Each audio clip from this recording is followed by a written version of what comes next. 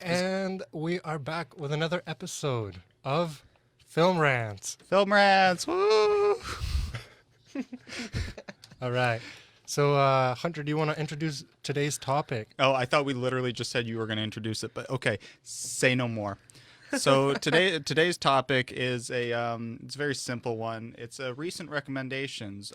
We've all seen a lot of really good and interesting, in some cases, movies recently.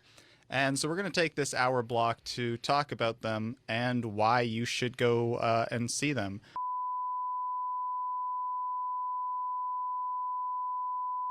Anyway, and then Josh, your movie is Sonic. you I saw. was gonna talk. I think I might talk about Sonic for a bit, but then it wasn't good.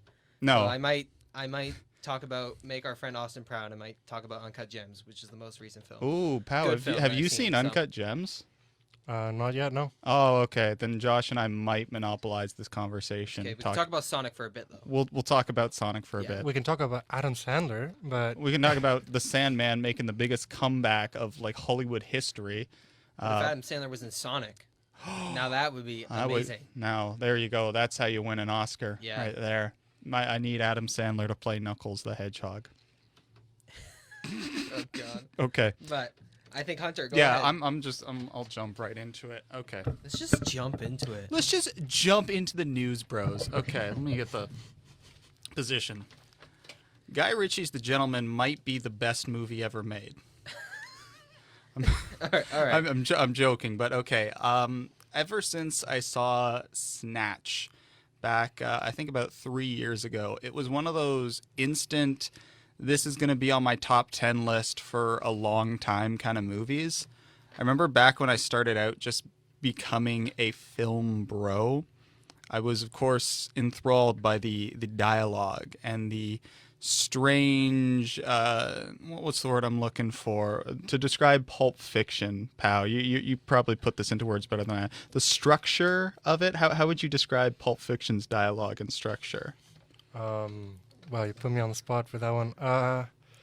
The structure of the actual film or the structure Yeah, of the dialogue? in a sentence or two, how would you describe it to someone who's never heard of a Tarantino film before? I would say that Tarantino's films are deconstructed because they're kind of like, you know, when you go to like a Middle Eastern place for food and like you can order the roll, like the sandwich, and then you can order it also like on the plate with like just the pita and like all the stuff on top, but you can't really like eat it without fork and knife. Yeah. I would say that it's kind of like that.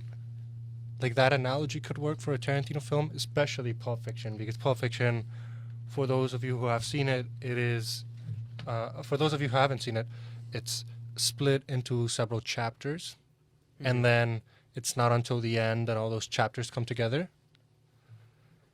I would say it's almost tight but flowy.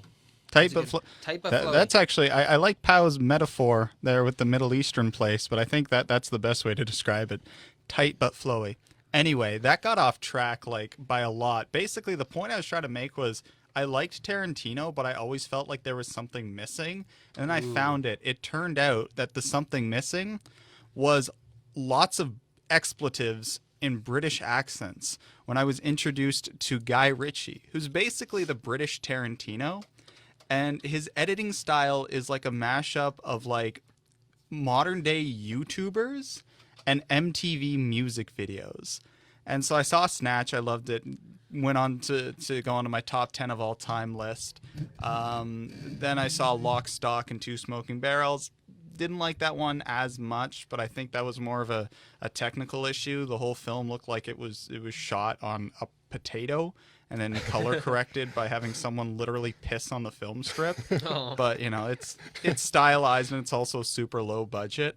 But it was really interesting to see what Guy Ritchie could do with editing and storytelling, and of course, you know, that inherent Britishness to his movies.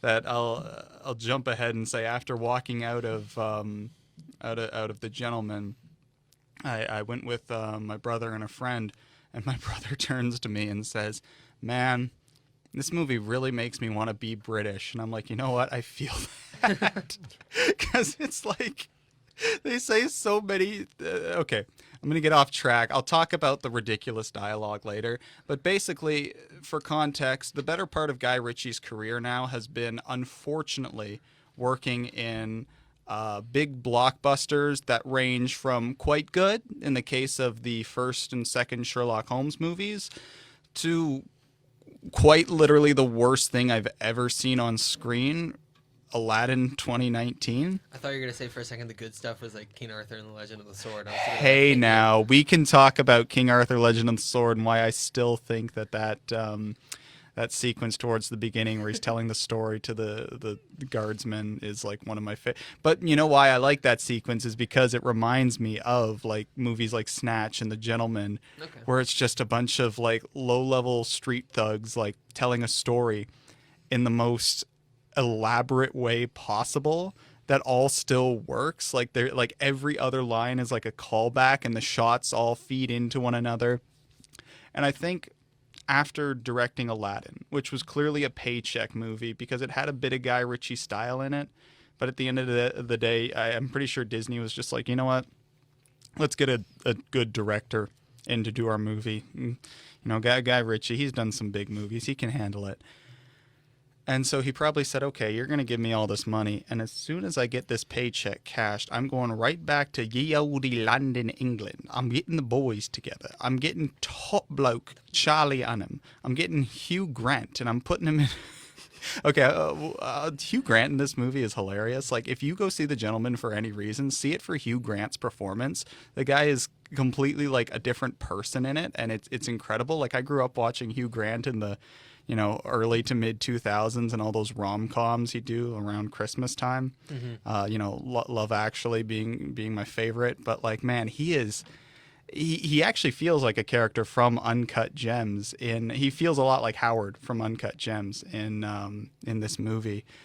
But like right from the opening, I was like, okay, this movie is dark. I like it. It opens with I'll keep light on spoilers because I do think that people should still go see this. So it opens up with a fairly shocking scene that you later find is, a subversion of your expectations, which I like to see. I was gonna say, wait, did Ryan Johnson make this movie? That's literally the oldest joke in like film. Hey, I had to say something because I know nothing about this movie. Well, So- you know what? Maybe my review of it will prompt you to see the Gentleman because, anyway. Where was I? Yeah, it opens with a very expectation subversion-y scene, very Ryan Johnson, Star Wars: The Last. I can't even keep a straight face while saying that. Then it jumps into a conversation, and that conversation just instantly leads into the plot. There's no setup in the movie. The setup is opening shot, conversation starts in the next scene, and then the conversation just keeps going and going and going. And you realize the whole movie is just this conversation. Most of it's told through flashback. But the pacing in The Gentleman is absolutely incredible. And it's all, between Hugh Grant and Charlie Hunnam's character. Charlie Hunnam plays a mob enforcer working for Matthew McConaughey's character, who's the nominal lead in the film, plays an American who came to England on a full ride scholarship, and then was like, you know what, I'm gonna sell weed, and it turns out that it's really awkward watching a movie like The Gentleman as a Canadian citizen, where marijuana here is like totally legal, and having the whole plot of the movie being all about how they need to like get around the law and find a way to run this weed business, and I'm just like, should just come to Canada. Just come to Canada. Yeah, it's legal. But no, it makes Matthew McConaughey's character very rich and powerful. And side note, the costuming and sets in this all feel like so expensive. This is definitely Guy Ritchie going back to his roots in terms of style, in terms of like interwoven conversations and, like you said, messy. But what was the term you used? I don't know. The Middle Eastern restaurant metaphor. We'll go with that. The whole plate. The whole plate. Deconstructed? Deconstructed. But like everyone's wearing like fancy suits and driving fancy cars, and the whole movie just makes you be like, man, it must be awesome to have lots of money, isn't it? Anyway, So the movie basically is, all told in flashback with this conversation through Charlie Hunnam and Hugh Grant. And that starts to, spiral out, and that leads off to branching threads and branching threads. And by the end of the movie, again, when I was walking out, I overheard these guys in the theater being like, man, I love the movie, but there were like so many moving parts. It's hard to keep track of like what's going on in it. And I think it is a movie that benefits from one or two watches. I mostly understood what was happening. Like I got who the villain was, and I got who the twist villain was, and spoiler alert, there's a twist in it, but you can kind of see it coming if you know how Guy Ritchie treats his characters. Like Guy Ritchie as a director is basically a Guy Ritchie character. He talks like his characters does. He acts like his characters do. So like all his characters having these like strange conversations when they're trying to like intimidate someone by like asking like, hey, how much can you bench press? And one of the thugs goes like 315. And they're trying to shake down these like drug dealers. And he's just like, yeah, that's a lot of weight. And they just look at the guy. Just like, it's little moments like that where you can just imagine Guy Ritchie being like, yeah, this is who I am. And it feels like a very personal movie. Guy Ritchie is, I saw him on the Joe Rogan podcast, and he was talking about how you need to like be your own. I forget the exact term he used. They said basically take value in what you do. Take value in yourself. Be your own man. All that sort of stuff. And Extreme Ownership was the book he quoted by that one Navy SEAL, Jocko Willink, and it's a very clear insight into his personality as a writer and director, where all his good guy characters are still morally, ambiguous, but they are all very, confident and assured and capable and know what they're doing.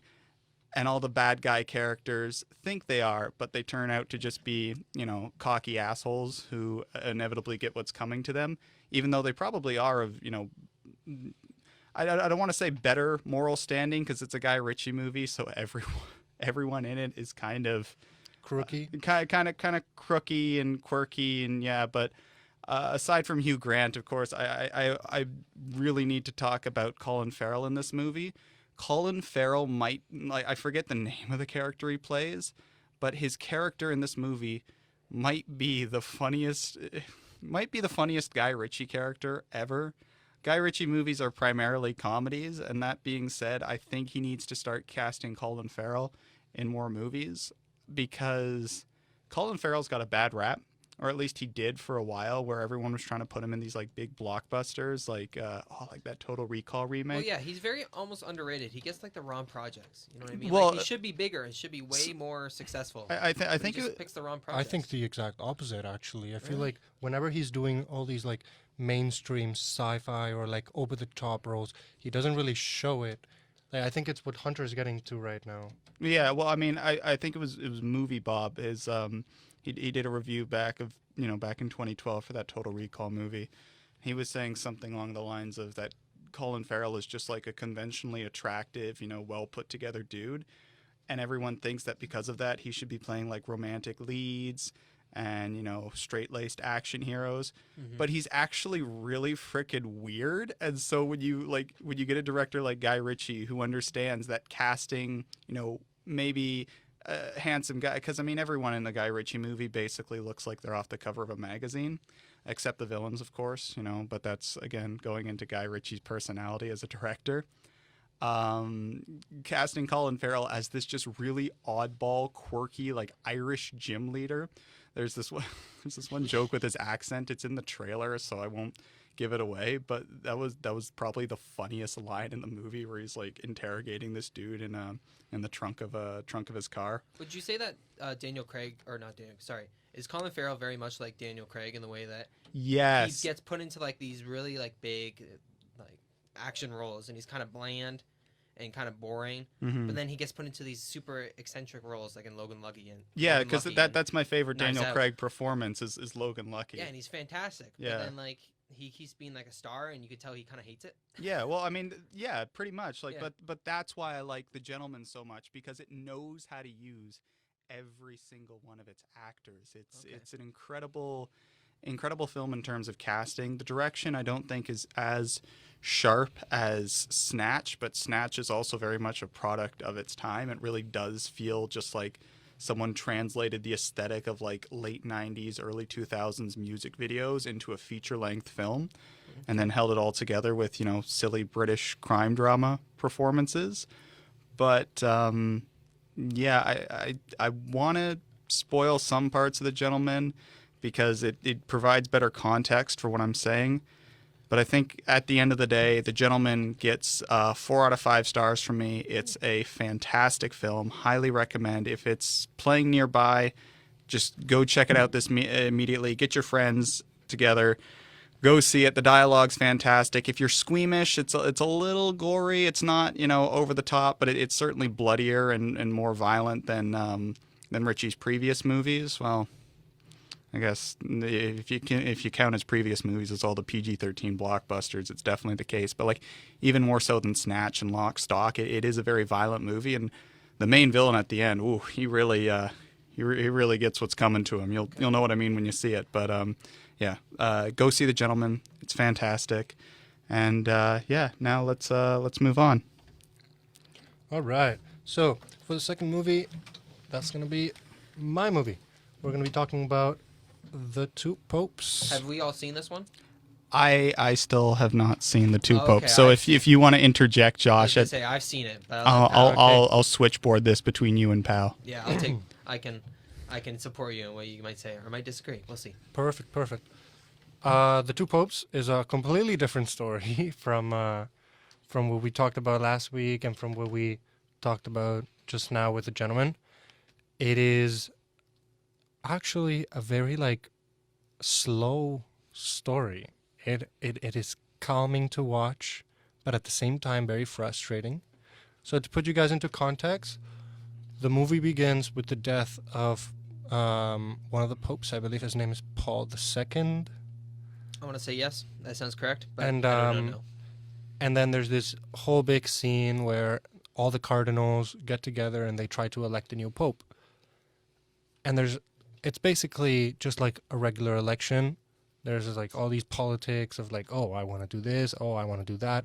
So they end up voting for the one who is going to become Benedict the 16th. This is not really a spoiler because it's what happened, Yeah, it happened in real life.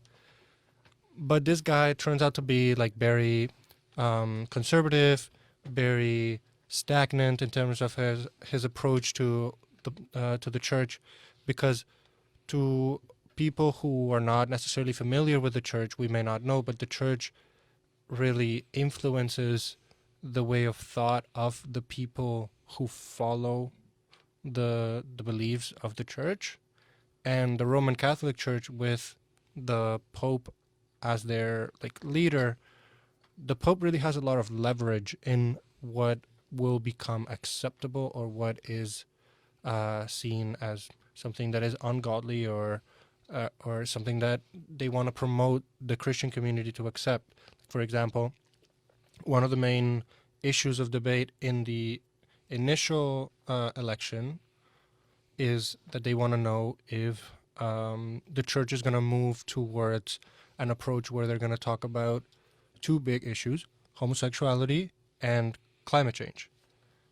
Wait, Well, I was gonna say I think it's more of a debate of should they go more liberal or should they kind of stick to their roots and go more conservative? Should they go forward with the times, or should they stick to their roots and kind of fight for what Christianity is? I guess is a good way to put it. So one of the main problems during the movie is that everybody starts to realize, okay, well, this Pope that we elected is actually way more conservative than we thought he would be. So there actually isn't too much progress to it. Mm-hmm. And not only that, but they begin to uncover all these cases of priests that have been abusing their choir boys, and of leaders of congregations that have been misusing their power and misleading their their flock of believers into becoming more hateful or less accepting. Sorry to interrupt. What year is the movie set?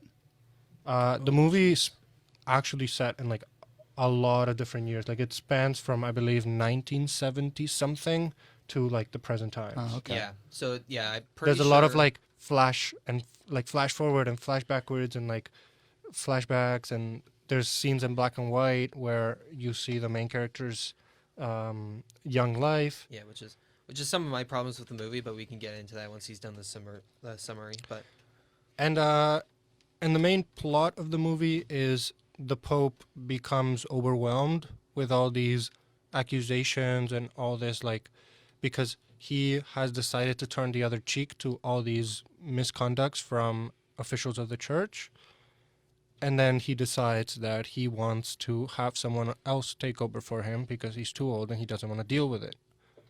And then the movie revolves around the other person who is who becomes his close friend. His name is, he's the current Pope, Pope Francis, and he has a completely different view of how the church should act towards its followers and towards the world. And sorry, who plays who? Pope Francis is Jonathan Price and and Benedict is Anthony Hopkins, oh, Yeah. okay. who are fantastic in the movie. They're they fantastic. they are amazing. Yeah. Like there is a shot of the movie where they are both standing literally in front of a white wall, like the most uninteresting and unpleasingly white wall, and they are just sitting there, and for some reason you just can't look away. You just can't stop watching the movie because the stuff that they are talking about, the emotion that they put into it. I feel like there's a point in the movie where, I mean, if you watch it, you'll see, but Pope Francis is accusing Pope Benedict of being very hardcore and very like conservative and all that, and then the other guy pulls like a trap card on him basically and starts revealing stuff about his past, which I'm not going to get into because that's part of the meat of the journey, movie, like the journey of the the movie. journey of the character. Mm-hmm. I would say it's more so a journey of Pope Francis rather than a journey of Pope Benedict, Me too. but in a way both of them are very represented in the movie. Yeah, Pope Francis is clearly, I think, in my opinion, the lead of the movie, whereas Benedict is much more of a supporting character. Mm-hmm. But they both play it wonderfully. Like, it's so surprising to me how the most interesting part of the movie and the most, I guess you could say, entertaining part of the movie is just when these two guys are just talking and debating and just talking about just debating as like almost two regular people are, but they just turn out to be, two of the most important people of the Christian church. It's super fascinating, and the parts where the movie drags for me is when it's not just them two talking, which is so surprising. Because even though the movie is shot like unconventionally, like there's a lot of those office kind of zooms where the snap zooms. There's a bunch of lows and it's very handheld, which is kind of off-putting at first. But then you sort of get more into it, and it makes it feel so much more real and almost documentary-like. So when these two people are talking, it just feels like two people debating. And then when the movie kind of goes into these flashbacks about Pope Francis's life, it, at least for me, I don't know about you, pal, it feels kind of Over-dramatized? and over dramatized and trying to make it more of like a message movie than I think it needs to be. Like, it feels very contained for such a big event that this movie is. What's the ratio of talking and discussing church politics to other things in the movie, and what kind of other things do you see in it? I think so. Obviously, the divide is kind of like a 60-40. Okay. Very much the first half is much more talking, but then the second half kind of gets more into that flashback stuff. So what you see Pope Francis first starting in the church and getting more involved with it. Then it kind of moves on to a period where I forget the movie exactly, but there's some sort of event that happens where in the flashbacks? Yeah, in the flashbacks, yeah. There's a revolution Yes, in thank you, Argentina. Yes, that's it. Yes, the revolution in Argentina that happens, and he basically sides with the government in that point to kind of be a little bit more, not as much of a revolutionary, but much more kind of holding back and compromising. And that's sort of his lesson in the movie. He can't really get over that, which is why he doesn't feel like he should be the Pope. Even though he's much more of an outspoken and much more liberal critic of the current Pope, he doesn't feel he's worthy. But then Pope Benedict is much more like, hey, I'm not worthy. I've made a mistake, and I think you could do so much more so much better than I did. And it's really fascinating. But then when it gets into these points where it's these flashbacks, it's such more overdramatic, and the acting's not that much better than these legends that you see during these very boringly shot, as Pao mentioned, sequences. And to me, that's the biggest fallback. I wish that they almost cut most of that out and just made it like a 90-minute movie. This would be fantastic, and I would recommend it to everyone. But sort of as it gets going, it's like, oh, that's a shame. I wish there was more talking, which is so much surprising. Yeah, to me. because the subject matter itself is not like exciting. No, but it's so interesting just seeing these guys talk. I haven't seen it in a little while, so it's hard for me to bring up exact points. I just remember that's my favorite part of the movie, just them talking. I feel like I disagree with you. I feel like the presence of those flashbacks makes the movie more accessible to people. Like, for example, I watched the movie. I am not a religious person, so Neither am I. so for but- me to watch that film and just hear people talk about God for like 2 hours would have been a bit more disconnecting.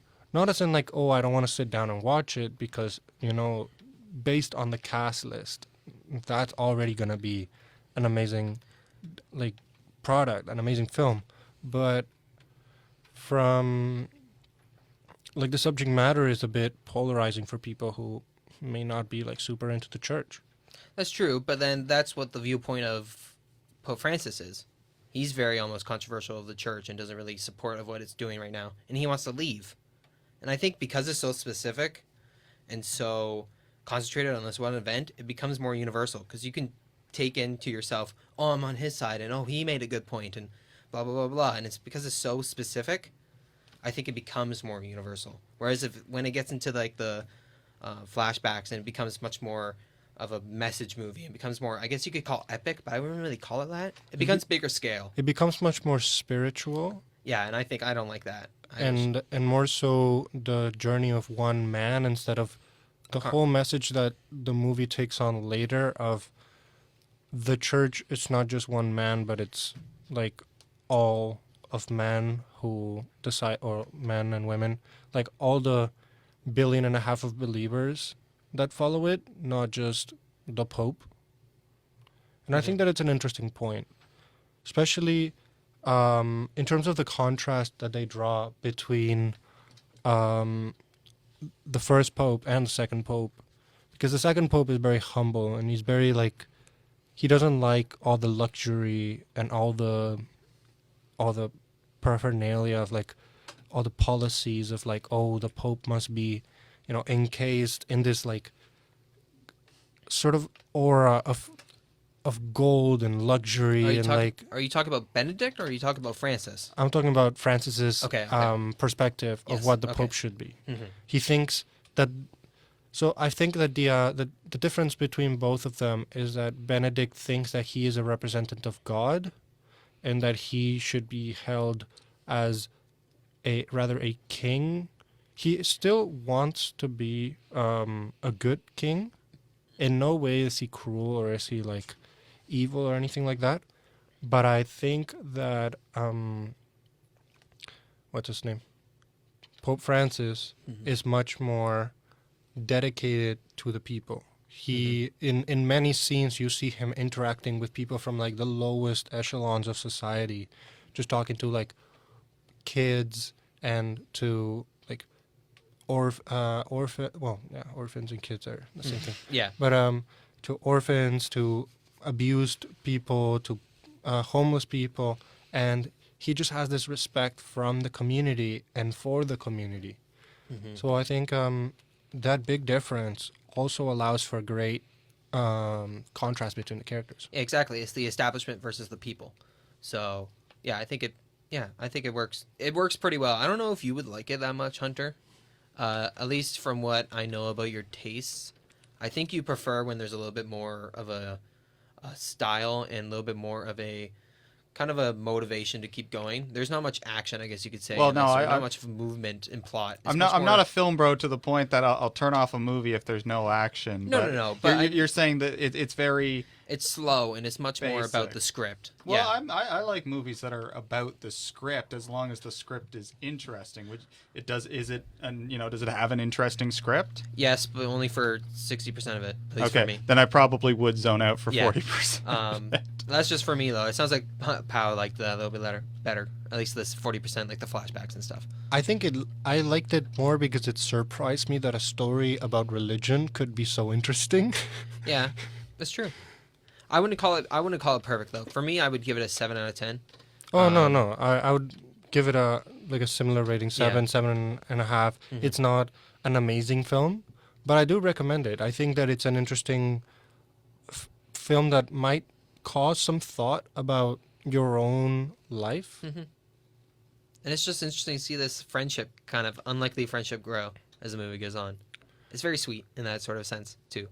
Before we move on to your movie, I wanted to say that before watching this film, I watched an older film from the 90s, 7 Years in Tibet, with a young With Brad Pitt, right? young Brad Pitt. Oh yeah. Someone I watch think this. both of them are very are similar in a way. I mean, one of them is more documentary like, and the other one is definitely way more narrative and Like Hollywood? fictional and Hollywood. No, I wouldn't call it Hollywoodian. Okay. But they both explore religion and spirituality in a way that it's not the classical hey, we religious, believe in God, or like a holy war or anything like that. So I would recommend that one too. I don't know if I would say watch one before the other or the other before the one, but both of them are movies that I recommend. But they're good companion pieces. Yeah, to each yeah, other. yeah. They work well together. Okay. Well, that was so you'd recommend it. It's on Netflix, yeah? Yes, it's on Netflix. Yeah. Okay. So then you have no excuse to not watch The Two Popes. Go watch it right now. 7.5, you said? 7.5. I would give it a 7, and I think Pow's 7 out of 10. It's a perfectly good movie. Yeah.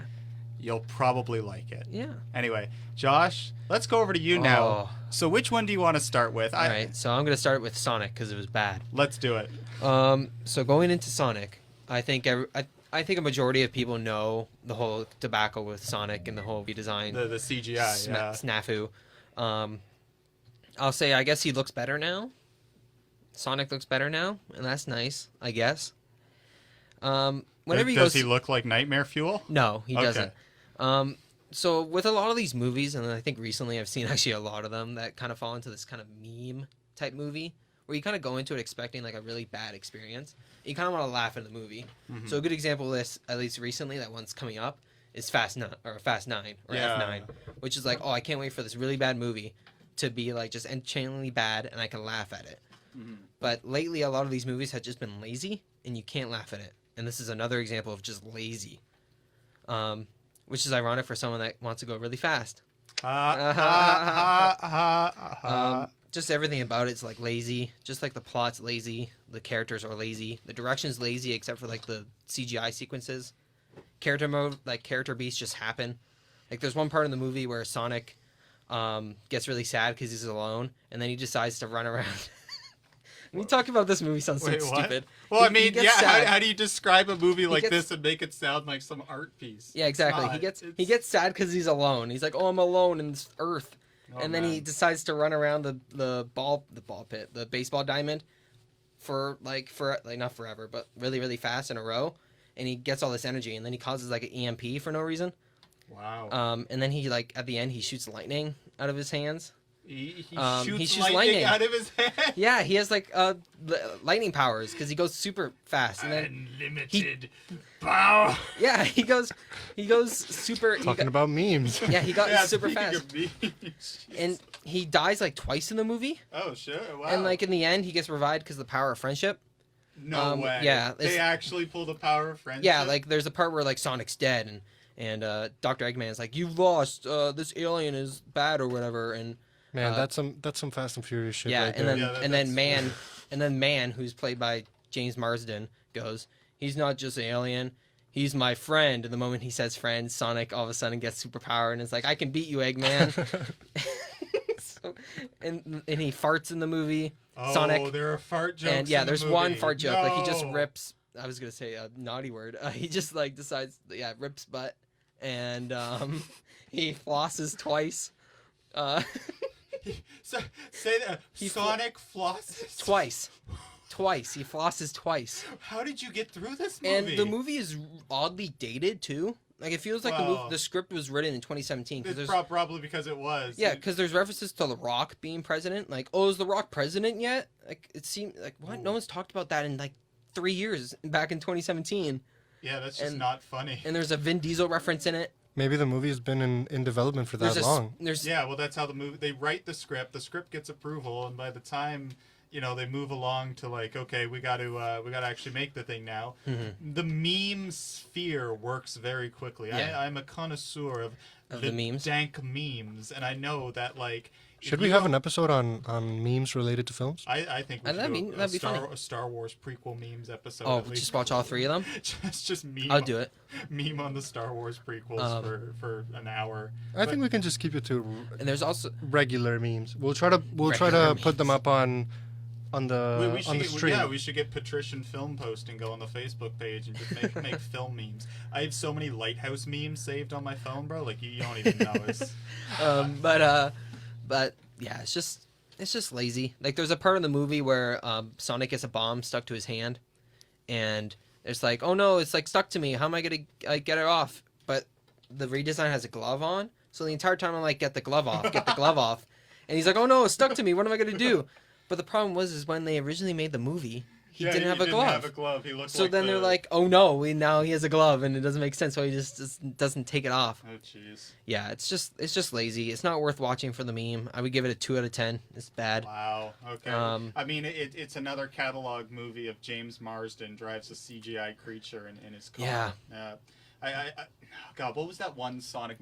I think the funniest Sonic meme I saw come out of this movie was that shot of him doing his like checking his watch while the missiles are surrounding him, and it's just like cinematic parallels. Sonic the Hedgehog is a art house masterpiece, and it compares the shot of the missiles to that shot from what's that one Andrei Tarkovsky movie with that really iconic composition of the dude standing in like the destroyed house and all like the Stalker? I don't think it's Stalker. It was earlier than that. Polaris? Or Stellaris, sorry? No, not Solaris. Oh, okay. It was one of his black and white films. Anyway, the shot looks like exactly like that shot from an Andrei Tarkovsky movie. Nice. I'm like, there you go. See, Sonic was patrician. Speaking the of whole time. memes, you know where I was that. going to raise my hand. That's not true because literally every shot that's not CGI is just shot reverse shot. Oh. It's the most boring. Like my no one God. cared. Yeah, no, I know. What is this? So Only he needs to human? redeem What a- himself in a way in front But of he his own. didn't shoot that. Some CGI artist made it. Oh boy. I mean that's the thing with all blockbusters And they got fired. now though. It's like all the normal like talking stuff is like a boring student film. Yeah. And all the CGI sequences when they can suddenly move the camera wherever they want to, it's like they will. And it's a really jarring transition. Yeah, it's just I can never understand that, especially with like mentioning earlier Aladdin, like he's a like Guy Ritchie. I mean, I haven't seen much of his movies, but you think for a good director, you would think you would add more stuff to the non CGI parts. You know what I mean? You have all this money, just be creative with it. But no, they don't care. Been like a big Bollywood. Anyway, we got 10 minutes left. So the final movie we want to talk about. Have we all seen? Sorry, I forget what you said earlier, Pat. Did you see Uncut Gems? I have not seen it. No. Okay. Dude, you gotta see Uncut Josh, Gems. you and I are going to be talking about Uncut Gems. Yeah. It's going to be fun. Okay. So Uncut Gems, is it the best movie ever made? No, but it's so No. amazing. But it might be one of the best movies ever made. Yeah. Yeah, I love it. I rewatched it 3 times now. I don't rewatch movies often. I've rewatched it 3 times in a row. I feel like you have to rewatch it just to catch what all the characters are saying. It's a very talky movie. Yeah, I guess so. In that it stresses you out just because it reminds you of family dinners where everyone is just loud, mad, and shouting at each other. A brief like plot synopsis is basically about this Jewish jewelry I don't know owner. I think he's business a owner. diamond store owner. Yeah, diamond store owner in jewelry the owner? in the diamond district of New York, and he deals with high profile clients. Yeah, all the exactly. time. Yeah, and he kind of just cons Kevin Garnett into being obsessed with this black. Oh, It's this the opal fancy from Africa. opal. Thank you. Yeah, Black I opal. was surprised Kevin Garnett was in this. It's I fantastic. had heard no buzz about that. He's I so thought good. it was just a big like Adam Sandler vehicle, and I'm like, Kevin Garnett shows up playing himself. And he's fantastic. I know, it's Everyone's great. fantastic in this movie. He's one of the few basketball players who I've seen act who like can actually act really well. He's so good in this movie. Yeah. Everyone's fantastic in this Oh movie. yeah. But basically, he tries to con Kevin Garnett into getting this opal, and basically a bunch of these situations just kind of collapse on him, and it becomes more tense and tense as the movie goes along. It's a masterpiece in building tension. I Yep. think Good Time is still probably I think it's still my favorite Safdie brothers film, just because of how much tension there is in it. It's a lot of escalating stakes and just everything going wrong. I feel like a lot more movies could benefit from that, because it's like really entertaining to watch characters just get themselves into a terrible situation and have to just, dig themselves out. But as with Uncut Gems, you can't always dig yourself out of a hole when it's too deep, and Exactly. that's why I like the film. It really shows the consequences of the problems in Howard's life, the gambling addiction and all that. Yeah, though I do think this movie gets a rap of being like a constant tension fest, which I don't think it is. No, there to be are honest. there are definitely breaks in the movie where Yeah. you can breathe. And if those breaks weren't in there, I probably would have, liked the movie a lot less. But the fact that you do get a chance to sit back and, take a second to collect your thoughts right before it just throws you back into the deep end makes Uncut Gems, I think, probably one of the best paced movies I think I've absolutely. ever seen. Yeah. I think it's just over 2 hours. I think it's like 2 hours and 15 minutes. It flies by. I'd hardly ever use the word perfect ever. The only movie I think is actually perfect is The Dark Knight. I know it's like kind of like okay, haha. film bro. Yeah, film bro. Yeah, I know. So I wouldn't say this movie's perfect. There are some problems. I think there's some lines that, even though they are iconic, I don't kind of feel out of place. Like the, "Oh no, I'm gonna blank." Holy line. blank, I'm gonna blank. Yeah, holy blank, I'm gonna blank. Which is another meme I have saved on my phone now. Which is it kind of feels out of place, but it is funny. Dude, that line came, the entire room I was in just burst out laughing. That was just his delivery. But I think all the acting is fantastic. Adam Sandler should have been nominated for an Oscar for this. Oh yeah. The editing is fantastic. The supporting characters too. Idina Menzel plays this amazing side character of the wife. She plays She's the fantastic. ball busting wife, but she's she's so good in she's it. so much more than that. Yeah, in the film. every character is like that. You think the classic he's mob just a boss mobster. character. Yeah, Nope. he's just a crooked guy. No, He's- they actually have depth. Yeah, to I know them. it's Yeah. fantastic.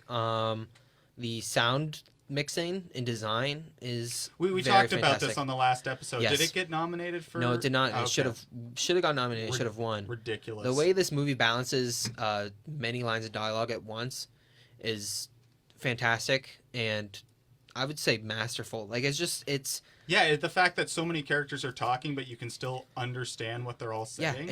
and the movie guides you into what to listen to at what time, and it allows you to kind of stop listening and kind of listen to something else if you want to, or kind of get distracted and look at something else, and you never get lost. Yeah, that's It's- the direction and the framing. It's very selective, and they, I don't know how the movie was shot. If it was shot, for coverage or shot, with certain shots in mind.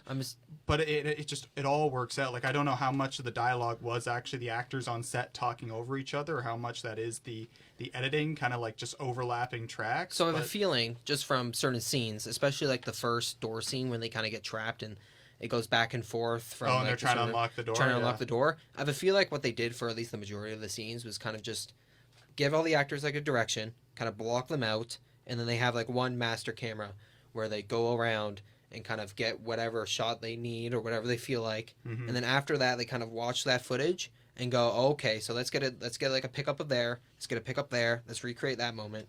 But they have this big master shot, almost like one take of all this action going on and all their reactions. So then they could see it and go, okay, that's where we can put that, and we can put that there. And, oh, we need a reaction of Adam Sandler kind of freaking out towards Arno. Okay, let's put that there. Or, oh, Julian needs to go do something at this point. Let's put something there. Or yeah, I whatever. really want to see this movie on Blu-ray just to watch all the behind the scenes, how they shot it. That's one of my favorite parts about physical media, because right now, Uncut Gems is I believe the only place you can watch it legally is Netflix. I don't know if it's playing in any theaters still. I don't know. I don't think so. But I was just talking to a buddy of mine outside, and he said that the movie was getting its Blu-ray release in a few weeks now. So. And I can't wait. I'm gonna buy it. Okay, I mean, I probably won't buy it on Blu-ray, but I will definitely look it up online to see the features. I don't think I liked Uncut Gems as much as everyone else seems to like it. They're talking about it's like, top of the top 10 list, best movie ever made.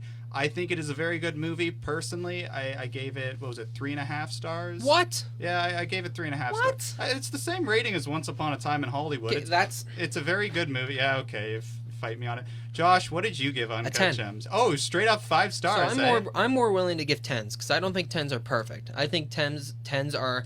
This is the creation of the director or whatever they sent it out to do, and they did that job perfectly in the sense that they succeeded in what they meant to do. But did it impact you on an emotional level? Okay, I mean, Yeah. I mean that's Absolutely. my criteria for movies. Like a 10 has to be technically flawless.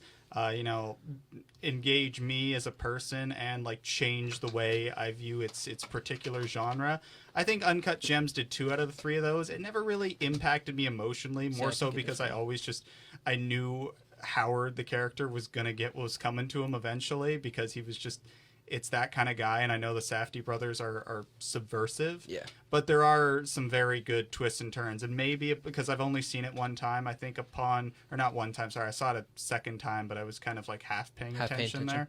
I think if I rewatch it on a third occasion, the rating might go up. But yeah, overall, I liked it. It's great. I think, yeah. It's Anyway. one of the best of the last year. So yeah, we'll wrap this up with final words. Pal, do you have anything you want to say? I want to say thank you for listening. I hope that you liked our suggestions and that you're going to check them out. Yeah, And, please check out our suggestions. We heavily base our value as human beings on whether or not you listen to our show. Yeah, go see Sonic, guys. Go see Sonic. Go see Sonic the Hedgehog, guys. Please go see Sonic. Okay. Yeah. Thank you all for watching Film Rants. We will see you all next week when we will have a new topic, TBD, to be discussed. But anyway, thank you all for watching. Bye. Take care. Bye-bye.